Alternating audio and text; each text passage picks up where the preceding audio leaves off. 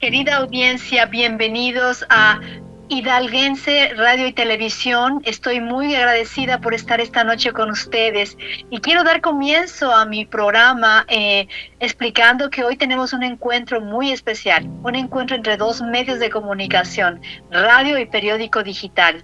Y quiero empezar con un pensamiento que uno de los escritores más prestigiosos de la literatura latinoamericana, que ha sido Gabriel García Márquez, dio a conocer en cuanto a lo que es la memoria. Y dijo así: recordar es fácil para quien tiene memoria. Olvidar es difícil para quien tiene corazón.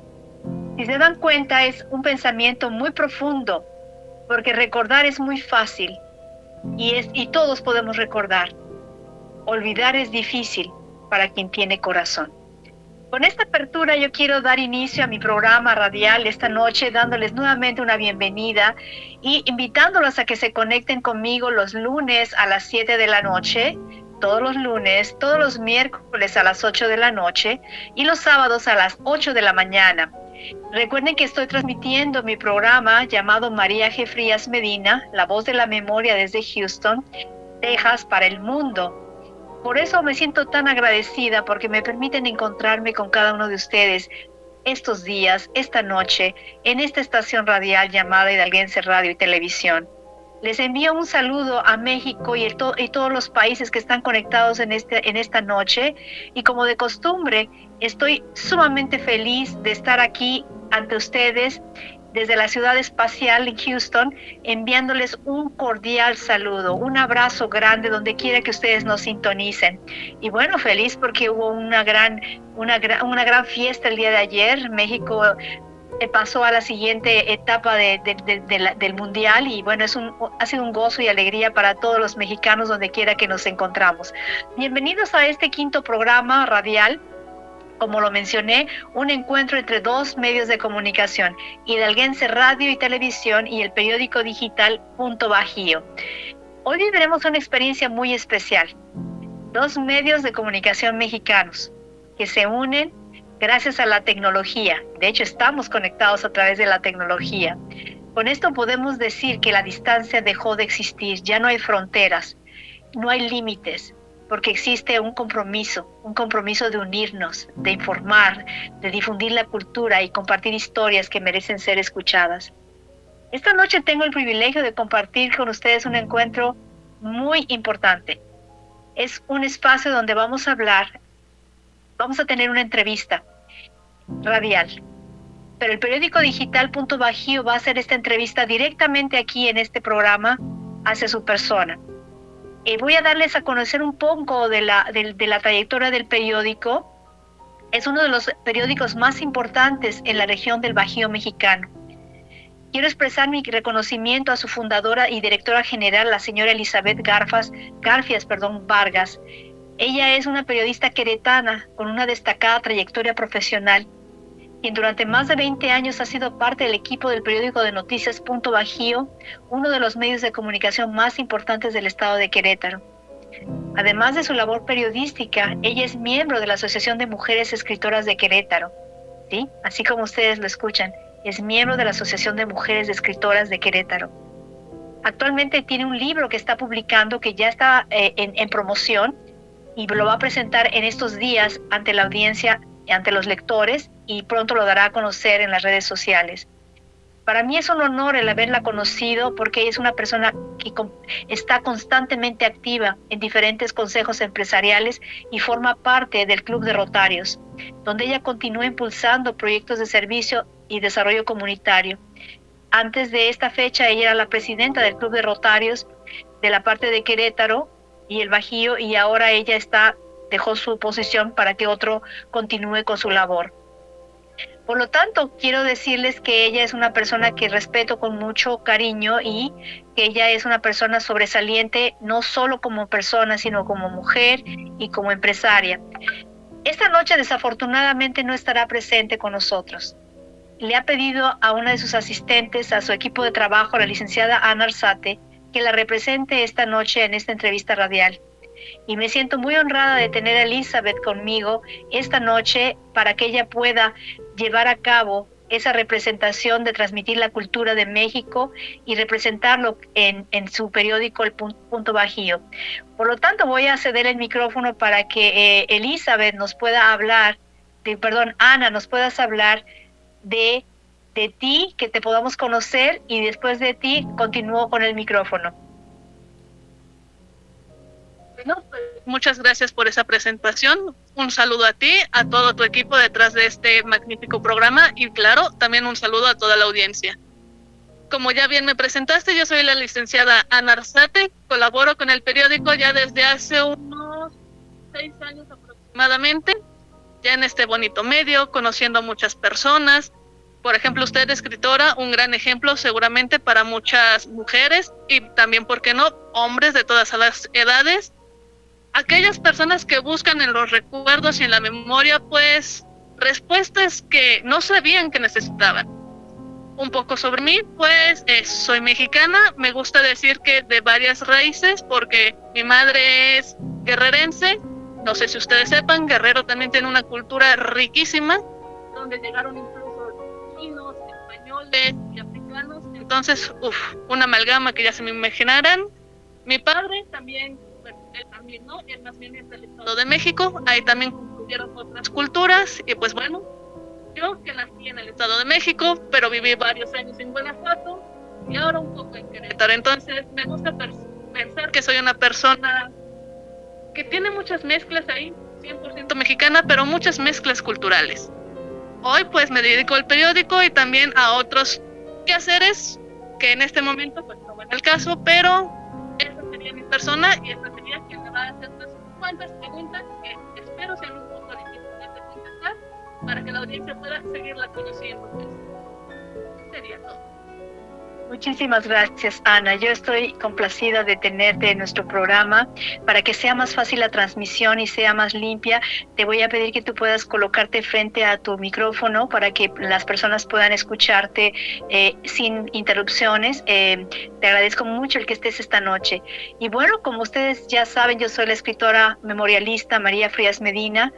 Soy de origen mexicana, nacida en la Ciudad de México, y para mí ha sido un privilegio desde que entré al aire acompañarlos en este espacio donde la literatura, la memoria y las historias de vida encuentran una voz para dialogar con nuestra identidad, nuestra historia y nuestro presente.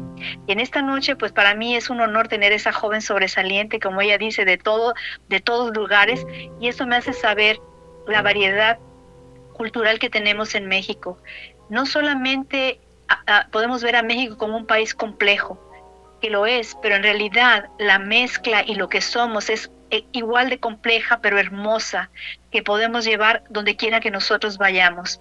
Recuerden, querido público, radio escuchas, que esta conversación está siendo en vivo, está siendo grabada, que también pueden comunicarse con nosotros para enviar sus saludos, comentarios o reflexiones. Si están llamándonos desde los Estados Unidos, Canadá o Puerto Rico, pueden escribirnos marcando el 011 52 775 152 1639. Si usted nos escucha desde la República Mexicana, pueden hacerlo al 775-152-1639. Es algo muy importante porque para los países que no tengo la clave helada, pueden buscar por favor el país, la clave helada del país, y la clave helada es 775 y el teléfono 152-1639. En cabina siempre está presente nuestro director, el señor Ubaldo Orcadis, que siempre está a su disposición y a la disposición de nosotros para ayudarnos en todo este proceso. Gracias, don Ubaldo, por estar con nosotros. También quiero invitarles a que se suscriban a mi canal de YouTube. En este canal van a encontrar todos los programas que han pasado y pueden tener una secuencia de los mismos. Es muy importante que cuando usted esté dando de alta o esté buscando mi canal en YouTube, agregue @ es decir, www.youtube.com, inmediatamente va a poner una diagonal, enseguida de la diagonal agregue la A, que es @ y luego María Frías junto, .escritora. Ahí me va a encontrar todos los programas ya grabados y también un historial sobre mi carrera literaria. También hay una página web ahí mismo donde usted puede darle al enlace y me puede encontrar con más facilidad y puede navegar donde me voy a encontrar en el mes de julio. Quiero anticiparme antes de que comencemos con nuestra entrevista que en el mes de julio tendré una plática magistral. He recibido la invitación de la Cámara de Diputados, es decir, del Honorable Congreso de la Unión en la Ciudad de México, para realizar una presentación oficial de mi libro Río de Grava Negra. Será un verdadero honor presentar esta obra en este recinto donde se construyen las leyes de nuestro país. Será una plática magistral donde hablaremos de cultura, sociedad, familia y por supuesto el impacto de las decisiones políticas en la vida familiar. Me encantaría que estuvieran presentes. La invitación es gratuita. Lo único que tienen que hacer, por favor, comuníquense, mándenme su interés a mi correo electrónico a M de mamá, Frías, mi apellido, y luego ME, todo junto, mfriasme@gmail.com. Si usted desea asistir, por favor, confírmeme su asistencia porque el cupo es limitado, pero será un honor inmediatamente contestarlo y colocarlo en la lista de asistentes y enviarle también la información requerida porque hay cierto protocolo que se tiene que cumplir antes de entrar a la Cámara y tiene que saberlo. El Congreso de la Unión nos está dando la oportunidad de tener un tour único para que podamos conocer el recinto en el interior. Y después de ahí nos trasladarán a una sala de juntas donde se llevará a cabo la reunión magistral. Así que sin más preámbulos voy a dar apertura a nuestra entrevista el día de hoy. Te agradezco muchísimo, Ana, por estar conmigo esta noche. Agradezco tu talento. Ella es una experta en el área de español y literatura, graduada en México. Ella nos va a hablar, antes de darme la pregunta, de dónde se graduó y dónde está viviendo. Si nos puedes contestar esas dos preguntas, Ana, ¿de dónde te graduaste y dónde estás viviendo actualmente? Y bueno, pues muchas felicidades por estar aquí con nosotros. Antes de que pasemos, se me está olvidando que hoy es el Día del Ingeniero. El Día del Ingeniero, estoy sumamente contenta. Para aquellos que no lo saben, que en un momento Ana también me va a preguntar, creo yo soy ingeniero de profesión. Y a diferencia de los ingenieros tradicionales, pues yo me dediqué más al área administrativa y educativa, pero la mayoría de los ingenieros han aportado mucho en su especialidad en diferentes ramos de la industria y también de la ciencia. Así que deseo darles un abrazo grande a todos los ingenieros que me escuchan o familiares que tengan ingenieros en su casa, que les mando un cordial saludo y un abrazo grande en este Día del Ingeniero. Bueno, pues vamos a abrir entonces el micrófono a la licenciada Ana Arzate, para que ella nos conteste esas dos preguntas y luego empezamos inmediatamente la entrevista. Adelante, licenciada Arzate. Muchas gracias. Pues respondiendo a la pregunta, yo soy egresada de la Universidad Autónoma de Querétaro, orgullosamente gallo. ¿Y dónde vivo? Curiosamente, ahorita mi vida está entre Guanajuato y Querétaro. Mi carrera me permite estar en varios lados a la vez, entonces estoy aprovechando eso para estar en ambos lados. Fantástico. Vamos a empezar entonces ya con la pregunta que usted tiene, licenciada, y estoy a sus órdenes para contestarla. Pues muchísimas gracias por este espacio y la oportunidad.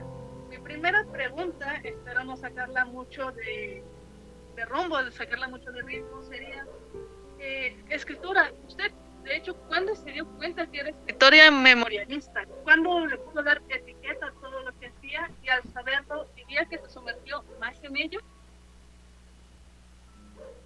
Definitivamente, Ana. Voy a contestar la pregunta al descubrir si me profundicé más en ello. Sí, por supuesto. No soy la misma persona en febrero cuando presenté mi libro al día de hoy, al 1 de julio del 2026. En menos de 6 meses mi vida cambió completamente. No solamente llegué a la profundidad de lo que es la memoria, sino también llevé a un momento a comprender mi pasado. Puedo decir que fue un proceso de sanación, no solamente mío, sino también familiar. ¿Cómo sucede esta travesía, esta experiencia de convertirme en escritora memorialista? Nunca sabía, de hecho nunca supe que iba a ser una escritora memorialista. Simplemente yo tenía un registro de toda mi vida. Empecé a escribir a los 12 años en diarios personales. Y yo pensaba dejárselos a mi hijo como una herencia, a mi hijo menor. Yo lo veía más responsable de llevar esa responsabilidad sobre sus hombros, y decidí que él fuera el que pudiera sacar esas historias y publicarlas, pero era más bien como una biografía, que era la idea yo de dejarle esa tarea a mi hijo menor. Pero bueno, desafortunadamente él fallece hace 4 años, en una etapa muy joven, en un accidente catastrófico. No solamente impactó nuestra vida familiar, dejando un vacío en nuestro hogar, preguntándonos qué sería de su vida, pero también comprendiendo los misterios y la sabiduría del Todopoderoso de qué es correcto lo que pasó. Y entonces me quedé en ese limbo, en ese vacío. Yo he escrito todos los días, escribo con mucha frecuencia en mis diarios personales hasta el día de hoy. Cuando él ya no está, pues como que se pierde un poco el sentido. Digo, bueno, ¿para qué escribo? Ya no tiene sentido empezar a escribir más, porque ya nadie lo va a leer. Esto no tiene importancia. Y entonces él aparece ante mí en un sueño. Y él me hace saber que yo debía escribir mi historia. Entonces los caminos se fueron dando. No tenía las herramientas. Yo soy ingeniero de profesión, como lo mencioné. Después me fui al área educativa con una especialidad en educación. Adquirí una maestría en educación porque la vida me llevó a la educación. Y en esa búsqueda de cómo lograr ser escritora, encontré un programa en la Universidad del Sagrado Corazón en Puerto Rico, terminando la época de la pandemia y de COVID. Y en ese momento, todas las piezas del rompecabezas se fueron colocando en mi camino. Yo puedo decir que desde los cielos, tal vez mi hijo, mis padres, me fueron alumbrando ese camino, y creo que así es. Así que dejo la parte de mi carrera como educadora, me dedico de tiempo completo a ser escritora, y cuando empiezo a escribir y a sacar mi pasado, fue un momento sumamente doloroso, pero al mismo tiempo altamente curativo, porque empecé a observar ya la historia de mi familia con un lente diferente, ya no con la lupa del juicio, de la culpa, del miedo, del silencio, sino empiezo a ver la realidad no solamente de mi familia, la realidad nacional, la realidad de mi país, la realidad de mi cultura y la realidad de quién soy yo. Me transformó, me dejó prácticamente de un estado que yo puedo decir que estaba dormida, me levantó, me despertó y me dio vida. Puedo decirte que hoy tengo más fuerza interior que la que tenía antes. Tengo una certeza de mi valía mucho más que antes. Y puedo levantarme, ponerme en cualquier momento, en cualquier posición y defender ese valor. No importa en qué sector o en qué lugar o en qué grupo esté presente, siento esa fuerza de saber que la memoria no es solamente una tradición vocal que ha pasado de mi madre a mí, de mi bisabuela a mi madre, o a mi abuela, y de mi abuela a mi madre, y de mi madre a mí. Digo mujeres porque hemos vivido un matriarcado por generaciones. Desde mi bisabuela no ha nacido varón en nuestra línea materna. El primer varón que nace dentro de nuestra línea de matriarcado es mi hermano, con 2 hijas, mi hermana y yo. Y de ahí prácticamente no hemos tenido más varones excepto mis 2 hijos y ahora mi nieto que acaba de nacer hace 4 días. Pero durante tantas generaciones, estoy hablando de 3 generaciones, no había habido varones en mi posteridad. Por lo tanto, mis abuelas y bisabuelas no aprendieron a leer ni a escribir. Ninguna de ellas se le dio la oportunidad de ir a la escuela, porque eran niñas rurales, niñas de campo. Y las niñas de campo en esa época no eran para la escuela, eran para las funciones de domésticas, casarse, tener hijos y quedarse sujetas a una dependencia económica y emocional del esposo. Pero la vida es muy diferente a lo que uno planea. Entonces se rompe, hay una ruptura, y entonces la primera hija de mi madre rompe ese esquema por la visión que mamá tenía. Con esto quiero decirte que la parte de cómo es que María Frías Medina empieza esa parte de memoria, puedo decirte que siempre ha estado conmigo. Solo que no encontraba o no sabía cómo sacar esas historias, cómo darlas a conocer.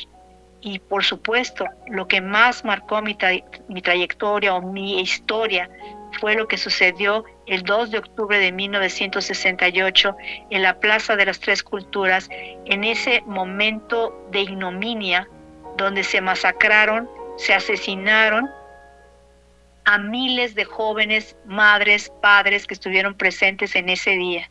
Y ahora lo digo con libertad, porque no tengo miedo a que se tomen represalias, porque eso es una verdad histórica. Yo no estoy mencionando nada que no se haya dicho, y en este caso yo estoy hablando de mi familia, lo que pasamos ese día, esa noche, cuando mi padre estuvo presente en ese lugar. La parte que le toca a mi papá, hubo un momento que encontramos el fin de semana pasado tuvimos una conversación mis hermanos y yo por vez primera hablando de esta historia. Después del programa radial nos reunimos vía telefónica los tres, porque mi hermana está viviendo en Europa, mi hermano en México, en León, y yo estoy viviendo en los Estados Unidos, en Texas. Entonces después del programa radial nos reunimos para hablar de esa entrevista.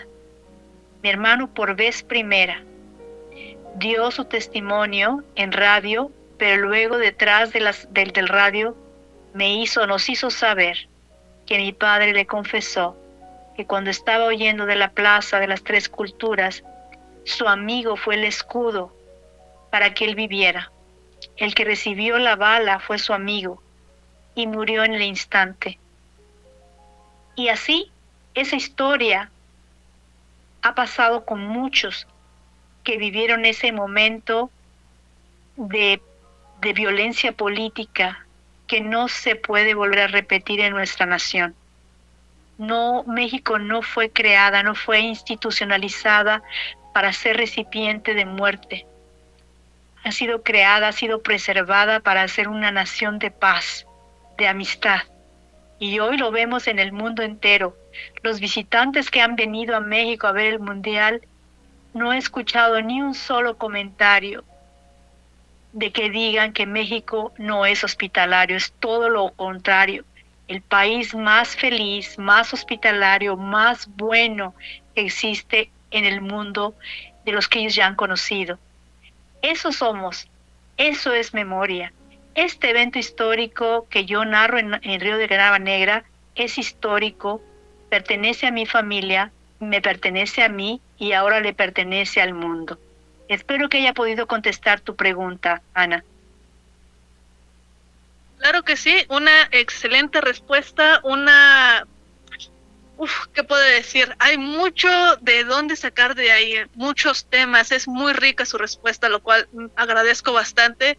Y también me pone un poco complicada la situación de hacerle la siguiente pregunta, pero creo que lo más adecuado sería, ¿usted cómo entendió que la literatura basada en la memoria puede influir en cómo la sociedad enfrenta la historia y las heridas, así como usted lo ha hecho, como lo ha hecho su familia y como lo ha hecho nuestro querido país con todo lo que ha sufrido en esas épocas? El día lunes tuvimos una conversación con una psicóloga, la licenciada Miriam García, que yo le pedí como un favor especial que ella pudiera leer mi libro, especialmente un capítulo, y le dije, licenciada, por favor, lea este capítulo entero, y quiero que desde su punto de vista como psicóloga analice los efectos que ha tenido la violencia política en una familia. Tome mi familia como ejemplo. Y entonces explíquenos cuáles fueron esas consecuencias, esas heridas que dejó ese evento político, social, histórico en una familia como la mía. Pero también esto se puede llevar a cabo a gran escala, el efecto que tiene en otras familias. obviamente con atenuantes o con factores que pueden ser más elevados que el de mi familia, pero la tendencia es ahí. Bueno, ella leyó el capítulo, lo hizo con mucho detalle y explicó la situación de trauma a la que habíamos estado expuestos. Algo importante que ella mencionó de cómo es que pudimos vencer esas heridas, no quitarlas, aclaro, las heridas quedaron ahí y están con nosotros, vivimos con ellas. Pero ¿cómo es que esta familia de una madre sola, con 3 pequeños, logra vencer, logra salir como un río que en medio de tanta piedra, de tanta roca, de tanta resistencia o de tanta grava, sigue fluyendo sin detenerse? Y esa es mi madre. ¿Qué hizo ella? Y ella le llamó muros de contención. Esos muros de contención fueron tan simples que realmente cobijaron a mi familia. Y yo lo voy a resumir en 2 palabras. Ese muro de contención fue ayudar a otros en el camino. No importando qué fueran, qué hicieran, sin juzgar, era ayudar a otros. Esa barra de contención nos ayudó a mirar nuestros problemas de un lado distinto, con un foco diferente. Nunca sentimos ese problema, nunca de hecho estuvimos enteradas de la masacre, hasta que mi madre, cuando yo tenía 30 años, decidió revelarme a mí esa historia. Yo ya estaba graduada de la universidad, era su orgullo, su primera hija, ingeniero. Estábamos viviendo en un apartamento en la colonia Anzures con una vista increíble porque entraba el sol. Y yo pude ver cómo entraba el sol por ese ventanal, penetrando y tocando, como si estuviera gozándose y bailando con los muebles, con las paredes. Fue un momento íntimo, sumamente íntimo entre mi madre y yo, cuando ella sintió que ya estaba lista para escuchar su historia. Yo no esperaba eso. El ver esa matrona que se había levantado como una barrera de defensa, de protección, de ley, verla llorar ese día y contarme su historia, no me doblegó, porque yo no esperaba ver a mi madre tan vulnerable. Y eso está escrito en Río de Grava Negra. Cuando ella me narra la parte de la masacre, yo me quedé sin palabras, porque durante 30 años ella nos separó de todo lo que fuera política, todo lo que fuera movimiento social. Y ella me dijo la razón. La razón es porque ella no podía darse el lujo. Ya había perdido a su esposo, no porque haya muerto en la masacre, es porque estuvo escondido por mucho tiempo, perseguido, tuvo que cambiar de nombre, tuvo que estar en otros lugares y no acercarse a nuestra familia porque podían tomar represalias hacia sus hijos y hacia su mujer. Entonces ella sabía en carne propia lo que era perder a un ser querido, en este caso su marido, su esposo, recién casada, no tenían más de 4 años, de 5 años de haberse casado, con una ruptura que le dolió hasta el último día de su muerte. Ella todavía ella no concibió que su matrimonio se hubiera destruido. Con ese anhelo, ella dijo, no me voy a dar el lujo de que mis hijos terminen en la cárcel, sean asesinados o sean torturados. Yo no tendría el valor o el temple para ver a uno de mis hijos sufrir. Por lo tanto, ella hizo todo lo que estuvo en su alcance para poder librarnos de ese precio. Por eso es que crecimos muy distantes de la radio, de las noticias, porque verdaderamente lo hizo. ¿Qué fue lo que mi madre puso en su lugar? Rutinas. Y así se llama uno de los capítulos de mi libro, Rutinas. Comer juntos como familia, tener círculos de apoyo, amigos, un ambiente donde pudiéramos correr. No teníamos celulares, afortunadamente, no teníamos juegos de video, teníamos la cuerda para saltar, dibujábamos con gis las calles para brincar, teníamos bicicletas, pelotas, corríamos, jugábamos. Esas eran nuestras diversiones diarias. Y después, a la hora de la cena, la comida, teníamos que hacerlo juntos, como familia. Y los domingos, ir a la iglesia juntos. La psicóloga comentó ayer que este tipo de rutinas familiares y también de una comunidad ayudan mucho para que una persona con heridas emocionales como las de nosotros, el vacío de papá, pueda mitigarse. Nuevamente aclaro, no se quita, no se elimina, se vive con él, pero al tener otros factores en nuestra vida, como contención, nos ayuda a que podamos desarrollarnos, que el trauma sea menor y podamos ser funcionales cuando llegue nuestra vida de adultos.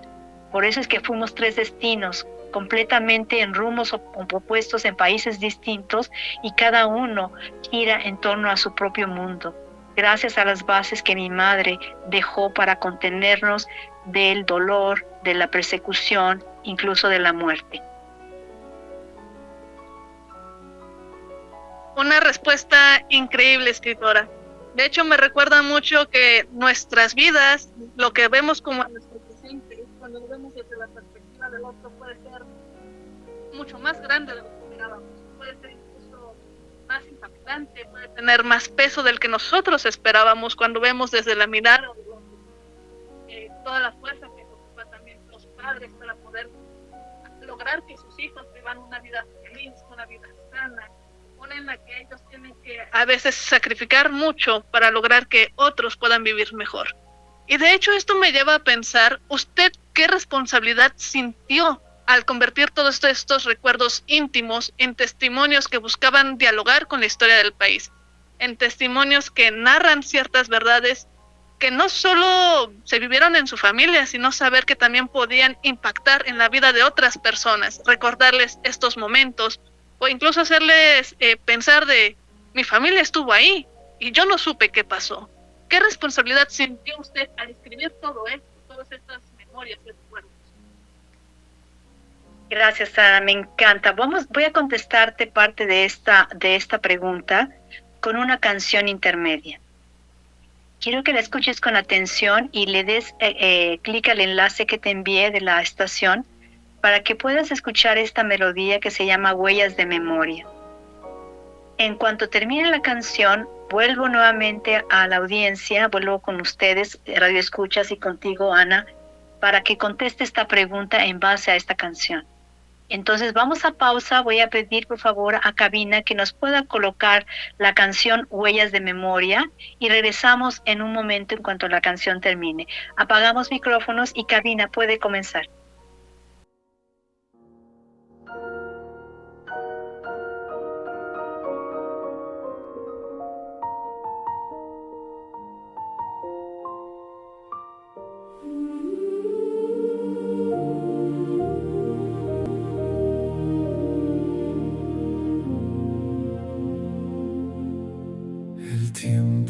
Hace historia con las huellas que dejé de silencios y memorias.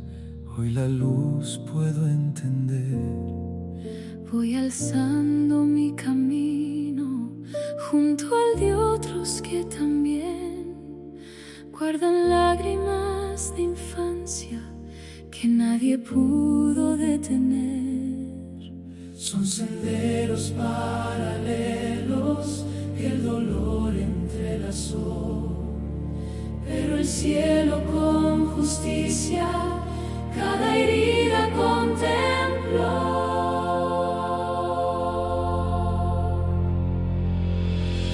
Hoy levanto la bandera del amor y la verdad, de la paz que nos sostiene y de la dignidad, porque el perdón no borra lo que el alma ya vivió, solo rompe las cadenas que el rencor nos heredó. Hoy levanto la esperanza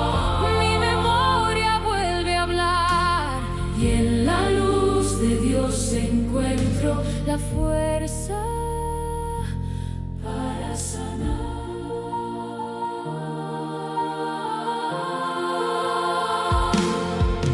La memoria es fiel guardiana de lo que el tiempo escondió.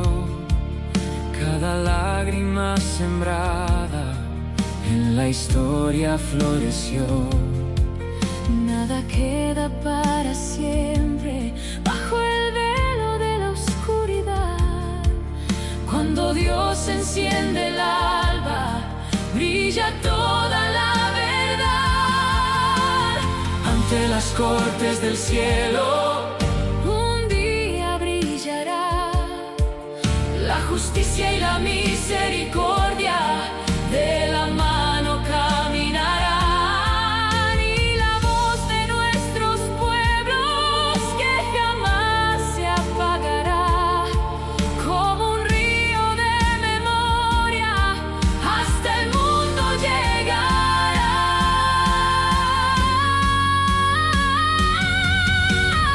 Hoy levanto la bandera del amor y la verdad, de la paz que nos sostiene y de la dignidad,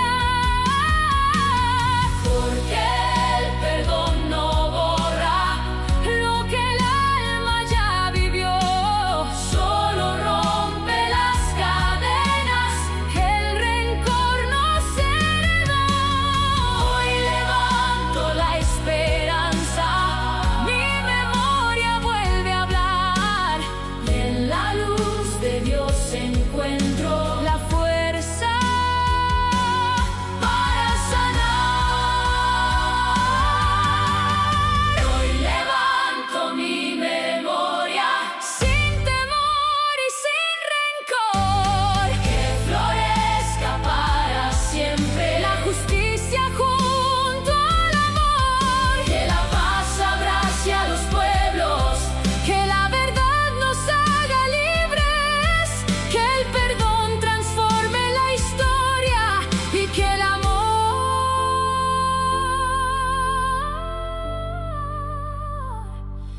sea nuestro porvenir.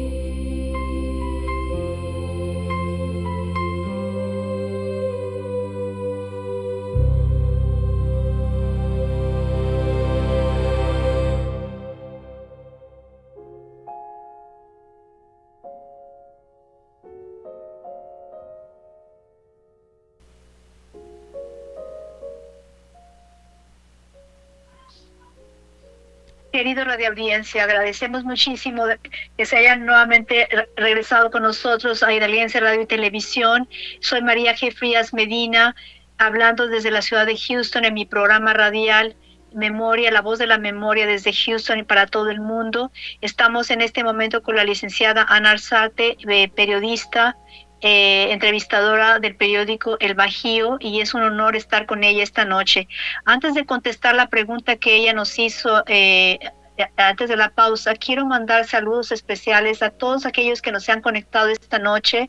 Voy a empezar con Sania Costa de Estado de México, Doreida Lira de Hidalgo, el químico Jorge Miranda, Tulancingo, Vilma Márquez de Austin, Texas, Pati Aparicio de Tulantepec, Hidalgo, Horacio Islas de Tulantepec, Ernesto de Hidalgo, Raúl Ocavis de Acapulco, doctora Irma Álvarez de Pachuca, de Soto, Guille García de Tlalpan, Ciudad de México, Gloria Mercado de Los Ángeles, California, Anier Compagnoni de La Habana, Cuba, Vale Ocampo de Estado de México, Maite Veloz de Ciudad Hidalgo, Ciudad Sagún, Hidalgo, Luis Ernesto Flores Martínez de Guanajuato, Cris Galán de Veracruz, Yadine Mayen de Pachuca, Arlene Nava de Chicago, Illinois, y también tengo a Ana que está comunicándose de Hidalgo, y a mi amada amiga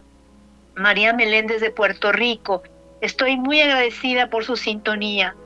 La canción que acabamos de escuchar fue la letra de María Meléndez, que me envió esta mañana desde Puerto Rico. Ella dice: yo me levanto con la bandera del amor. es el mensaje que ella me transmitió esta mañana. Me ha estado siguiendo a través de las entrevistas y todos los programas radiales, y ella me mandó un mensaje. Me visto con la bandera del amor. Y justamente quiero dar pauta ya a la respuesta que me has pedido que haga. No sé si quieres volverla a hacer, por favor, para que la audiencia vuelva a recordar la pregunta, y con todo gusto estoy lista para contestarla. Nuevamente, Ana, por favor, vuelve a hacer la pregunta. Por supuesto. La pregunta era, ¿usted qué responsabilidad sintió al convertir todos los recuerdos íntimos que tenía su familia en testimonios que ahora dialogan con la historia de un país en una época que sufrió tanto? Al escribir esta obra de Río de Grava Negra, primero que nada asumí una profunda responsabilidad ética. No es contar una historia para monetizar, no lo es. De hecho, no tuvo ese objetivo. La realidad fue escrita como una responsabilidad responsabilidad moral de dar a conocer el impacto de decisiones políticas que se toman en una nación que afectan a familias y a seres humanos. Por eso es que surge toda esta dinámica de cambiar, de dar a conocer a nuestros mandatarios que no necesitan utilizar una violencia de esa magnitud cuando el acuerdo, cuando la paz puede entrar. Es una responsabilidad ética frente a los testimonios que me fueron confiados, porque no solamente se unieron a mis recuerdos, a lo que yo viví, todo empezó a tener sentido en el rompecabezas de nuestra familia. Cada pieza entraba perfectamente en ese cuadro, en ese tamiz, porque eran verdades que formaban parte de nuestra historia. Pude comprender que no solamente éramos una familia la que estaba viviendo épocas de represión, de dictaduras, sino que había otras naciones que también vivían lo mismo y que habían llegado a México como migrantes, como asilados, buscando asilo político, y que venían salvando a sus familias. Comprendí que ciertas experiencias, aunque era necesaria nombrar, yo no quería nombrar escenas de sangre. De hecho, fui muy cuidadosa, lo hice muy poético, muy metafórico, embelleciendo lo que es dolor, que no pudiera ser una nota de crónica o amarillismo, porque eso no es Río de Grava Negra. Es un libro testimonial de una familia que ha vivido, experimentado el dolor, dando un poco de consuelo también a aquellas familias que aún todavía siguen viviendo en la penumbra del dolor. Sé que esta obra, de hecho, no es fácil de leer porque tiene una lírica que es, por eso es lírica, porque es profunda, se necesita leer con calma, no puede leerse deprisa porque se pasan muchos detalles que no fue escrita para leerse como una diversión, no lo es una memoria, porque impacta emocionalmente a otras personas, especialmente porque trae recuerdos que pueden ser compatibles con otra familia. Por eso cada página de Río de Grava Negra fue escrita con mucho respeto, sensibilidad y conciencia, sobre todo porque se trata de mis padres, de mis abuelos, que ya no están vivos, y obviamente impacta a los que estamos vivos, los nietos, los hijos, los sobrinos y la familia extendida. Por lo tanto, mi intención no fue señalar, ni exponer, ni contender. Eso no fue el objetivo. Fue preservar la memoria, comprender el pasado, dar voz a aquello que durante mucho tiempo se censuró. No es, mi mamá vivió todo el tiempo, no hablen de esto, no digan esto, no hablen, incluso amistades que llegaron a visitarme cuando yo tenía ya 40 años, conocí a una amiga francesa en Puerto Rico, que ella viajó a México a conocer México y fue para ella una experiencia increíble quedarse en nuestra casa. Mamá la invitó a ir a un centro donde se tocan mariachis que se llama Garibaldi y ella hizo un comentario político. Inmediatamente mi mamá reaccionó y le dijo, no digas eso porque nos puede costar la vida. Con eso quiero decirte qué magnitud vivía mi madre y como ella muchas personas, de que hablar de ciertos temas era costarte la vida. Cuando mi amiga me lo mencionó, porque me preguntó, ¿por qué dijo tu mamá esto? Yo lo entendí como, pues bueno, porque mi mamá así es. Pero al escribir Río de Grava Negra entendí por qué lo dijo. Mi familia estuvo presente en mis pensamientos en todo este proceso de escritura.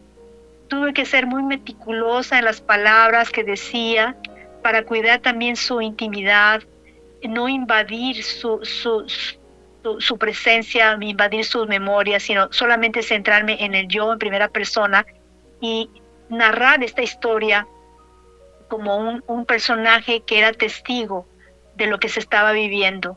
Yo no estuve involucrada porque yo no fui parte del movimiento, yo no estuve presente en la plaza, pero la narrativa que utilizo es como si yo estuviera presente sin haberlo estado. Es una de las técnicas literarias que utilicé. Por lo tanto, yo quiero aclarar que esto es una memoria y no una biografía, porque a veces las personas piensan que Río de Grava Negra es una biografía. No es una biografía, es una memoria. Son dos formas de narrar una vida. La memoria tiene un enfoque en lo personal basado en los recuerdos de quien escribe. No tiene cronología, no hay tiempo, no hay espacio. No busca contar la vida entera de una persona en un orden cronológico. Eso no es Río de Grava Negra, sino lo que logra o quiere Río de Grava Negra es recuperar momentos, experiencias, emociones, lugares, silencios y acontecimientos que dejaron huella profunda en nuestra familia. Por lo tanto, Río de Grava Negra es la historia de mi familia en un contexto social y político que rodeó a mí, a mi familia y a mis hermanos. Pero es sumamente emotiva porque no solamente marco la masacre, sino también la vida que vivían mis padres. También narro cómo mi mamá me hablaba de su matrimonio, de su boda, de cómo se llevó a cabo. Hablo de su pueblo, de dónde nació, de dónde vino, cómo era mi madre cuando era una señorita, cómo vestía, qué decía. Narro cómo ella conoció a mi papá en su noviazgo, esos besos secretos cuando se veían, de qué hablaban. Hablo también del momento en el que ellos deciden ya formar su vida matrimonial. Hablo del México de los 60, de cómo se movían los tranvías, era el movimiento de la gente en la Ciudad de México. Estoy hablando de la capital del país, de una de las naciones que fue una de las más desarrolladas de América Latina en los 60, logró un desarrollo económico sobresaliente. De hecho, se le llamó el milagro mexicano. Y también hablo de las Olimpiadas, hablando de este evento que no sabía que íbamos a estar en este momento en un mundial. Pues esa efervescencia que se vive en este momento era lo que se veía en las Olimpiadas de 1968, que obviamente se les llamó las Olimpiadas de la Paz, pero detrás de toda esa alegría deportiva, las familias vivían un duelo, una crisis, y esa era una de ellas, mi familia, en lo que las personas, las pancartas, las televisiones a color que surgieron en esa época, veían los ganadores, las medallas que se estaban labrando en los hogares, era el del duelo, el de velar en silencio, el sepultar a personas que no sabíamos si vivían o murieron, el estar en espera de que se abriera una puerta y llegara a mi padre, o llegara a un familiar, o llegara a un hijo. Era una plaza ensangrentada. Era un momento histórico que partía la historia de nuestro país y que la dividió, y que hasta el día de hoy tenemos las consecuencias de ese evento catastrófico que vivió nuestro país. Por eso, después de 1968, muchas familias quedaron marcadas por generaciones. Quiero nuevamente aclarar que mi obra no es una biografía, es una historia de vida escrita por mí, que presenta datos que se pueden verificar, que pueden ser incluso hasta propuesta de estudios de investigación para poder llegar a más información. Cuando me encuentro con mi padre después de 40 años, papá estuvo en ese vaivén de venir, de ir y venir. Y así fue nuestra vida. Y cuando papá, por fin, después de 40 años, me reúno con él en un café, así empieza la historia. Pero algo interesante, era un hombre tan intelectual, tan callado, tan inteligente. Yo lo digo tan inteligente porque él no debatía con la fuerza, debatía con el intelecto. Yo me senté con él en ese café de los azulejos ícono de la Ciudad de México, en el restaurante Sambors en la Ciudad de México, y ahí me reveló 2 secretos. Me hizo saber la importancia del movimiento francés y me hizo saber el dolor que generó la guerra de Vietnam. Y por supuesto, cerró con broche de oro la experiencia que vivió con su padre, que fue revolucionario. Mi abuelo fue revolucionario, un soldado de la Revolución Mexicana. Cuando yo terminé esa conversación, yo salí caminando en el centro histórico como si fuera la primera vez que yo hubiera estado ahí. Salí con un sentimiento de pensamientos, un despertar, que de ahí continué guardando hasta que pude escribir esta historia 20 años después. Así que puedo decir que mi periodo de escritora fue 30-30. 30 años mi madre guardó la historia, cuando yo tenía 30 años me la revela y 30 años después saco esta historia para que ahora le pertenezca a todos aquellos que quieran saber más de lo que sucedió en nuestro México y el impacto que tenemos o cómo impactará a nuestras futuras generaciones esta historia de vida. Espero que haya sido contestada tu pregunta. No sé si quieras agregar algo más, Ana. No, estuvo perfecto. Fue una respuesta muy honesta, en cierta medida diría muy sencilla, me encantó. Y si tuviera el tiempo, me gustaría que me respondiera una última pregunta. Yo, todo lo que has hablado es que Río de Grava Negra no es una historia de una familia, no es una historia de una masacre, no es una historia de pérdidas, de fortalezas y demás.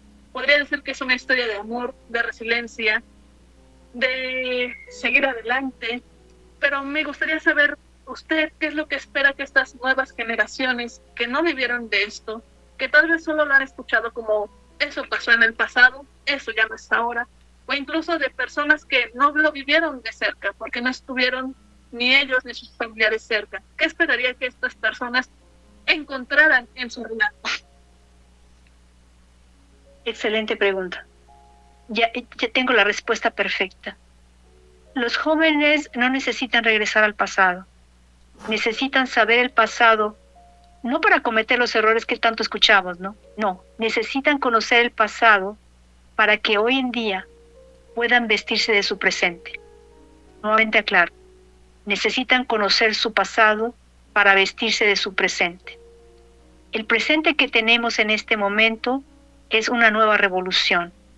¿Y a qué me refiero con una nueva revolución? Se refiere a amor. Durante más de 60 años, hablando desde el 60, 68, 66, hemos estado viviendo una guerra de sangre, de odio, de represión. Eso se terminó. La nueva revolución es amar. Amar a los demás, servir a los demás, dejar la contienda, dejar la pelea. Como dijo mi amiga muy acertadamente, es vestirnos ahora con la bandera del amor. Si queremos realmente, vamos a verlo fríamente, Ana, si nosotros seguimos alimentando el odio, alimentando la violencia, viviendo la violencia, solamente nos va a llevar a un solo camino, la destrucción. Ya lo tenemos, ya estamos inmersos en ellas. Diariamente sabemos de personas que mueren, diariamente, y no necesariamente estamos en guerra. Bueno, de hecho lo estamos. Estamos en una guerra mediática que se enriquece a través del dolor humano y se enriquece a través de que existe esta violencia. Nosotros tenemos la respuesta. Se acabó la violencia, se acabó la guerra, se acabó el odio, se acabó la enemistad. Y podemos empezar desde nuestra casa, empezando a perdonar a nuestros padres, a nuestros hermanos, a nuestros seres queridos. No hay familias perfectas, no existe. Somos seres humanos imperfectos, llenos de mucho progreso, pero tenemos que pasar por ese periodo de aceptación y de saber que todos somos distintos, pero que tenemos una gran valía como seres humanos. Eso yo esperaría que dejara Río de Grava Negra. Lo mismo que me dejó a mí después de que yo terminé de escribir, que dije, ¿qué fue lo que me dejó Río de Grava Negra? ¿Cuál es la enseñanza? Y la enseñanza fue tan simple que de hecho voy a dejar cerrar el programa justamente con esa canción, Yo elijo amar, esperando que la audiencia esta noche también pueda sentir en su corazón que estamos en la nueva revolución. Yo quiero que ganemos esta revolución. Desea mi corazón que nosotros vivamos. No tenemos opción. La opción es morir en la violencia o vivir en el amor. Si escogemos el amor, vamos a poder ver lo que nuestros ojos nunca han visto. Y vamos a poder tener el México y el país y la sociedad y la familia que no hemos tenido. Que nuestros brazos de amor se abran hacia nuestra comunidad, que podamos amar, que podamos sentir el dolor ajeno, que podamos ayudar a otros, así como ahora nos ha unido el fútbol, en donde se abrazan ricos con pobres, blancos con morenos, gorditos con flacos.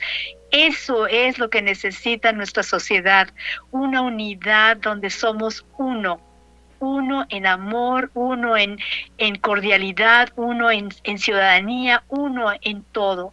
Que Dios nos bendiga, querida audiencia. Gracias, Ana, por esta hermosa presentación, estas hermosas preguntas que nos ha hecho para el periódico El Bajío. Y quiero darte un momento para que te puedas despedir, para terminar nuestro programa, pasar la canción final, y los espero el sábado en la mañana para poder tener otra reunión más en donde hablaremos de un tema muy importante. ¿Dónde está mi padre?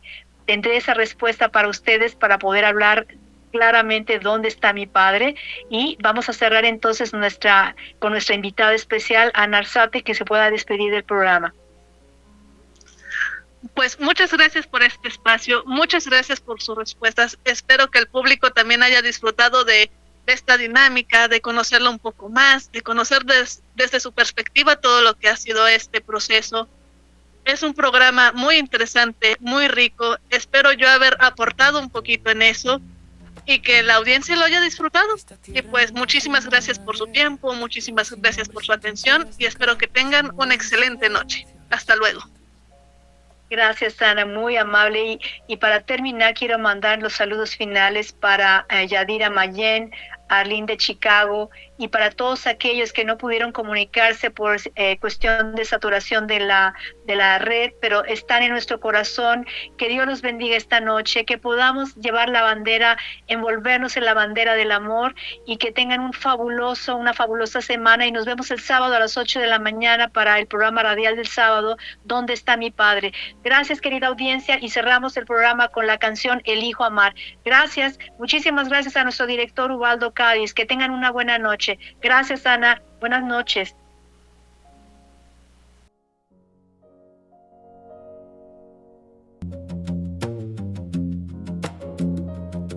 Esta tierra nunca firmó una guerra, llegó sin nombre, sin trincheras de cal, se mudó en silencio a las puertas, a las esquinas mudas, a la danza de miradas que no saben confiar. El odio es una herida vieja, un antiguo mal, sangrando despacio en un muro de sal.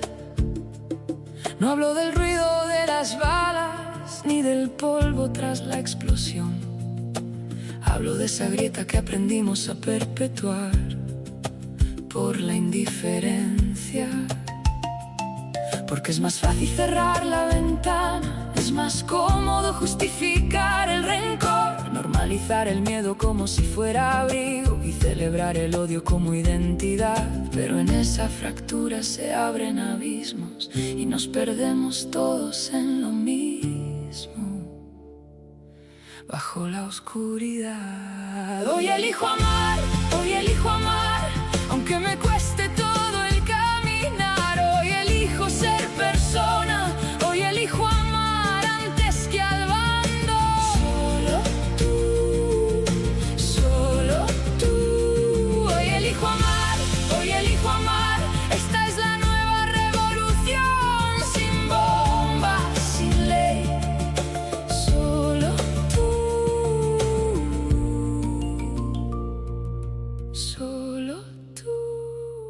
La pintura grabada en la piedra, el grafiti en el muro clamando amor o el fin. Una esperanza que nadie detiene, socorrer la mano temblando ante el dolor. Es amar sin condición, abrazar con compasión, es dejar de herir por costumbre y defensa, es romper la costra del orgullo y la condena, porque es más fácil cerrar la ventana, es más cómodo justificar el rencor. Pero en esa fractura se abren abismos y nos perdemos todos en la oscuridad. Hoy elijo amar, hoy elijo amar, aunque me cueste todo el caminar. Hoy elijo ser persona, hoy elijo amar antes que al bando. Solo tú, solo tú. Hoy elijo amar, hoy elijo amar. Esta es la nueva revolución, sin bombas, sin ley. Solo tú.